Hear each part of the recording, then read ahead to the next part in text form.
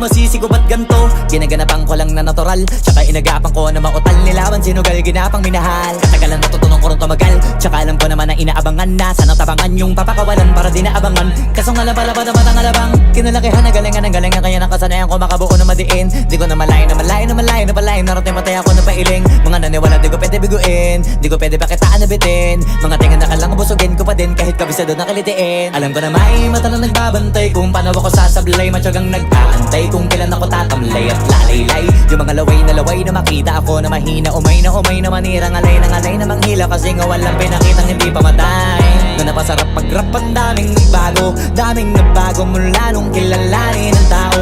Daming nagtulak sa'kin, palaging maging ganado, palaging pakado, pag kumalaw palaging planado. Daming pasabog, kailangan pag malawak ang sakop, ikaw din ang talo sa laban. Pag nabalot ng takot kung saan ka aabot, takutin lahat ng mahahakot. Yung dami ng pagod ay may sukli pag di ka madamot. At kung hindi ko tsinaga, baka nauwi na sa wala. Ganito pala to kalala, kita mo naman na napala. Paano ko hindi ko ginawa? Yung iba di makahalata, malaki na anak kataya. Marami na pwede mawala, kaya di na pwede pabaya. Hindi pwede puro mamaya, baka sa huli mapahiya. Totoo na parang himala lang siya mula sa iba ba tiningala. Matagal ko din na kinapakatagawa, di madapa yung kalidad. Di mo na kita binabaan na marami pa nagdududa, puro kilos ang inuuna. Ngayon kita mo namumunga, tumutubo na, pakarami ko nakukuha, pero di pa rin nalulula.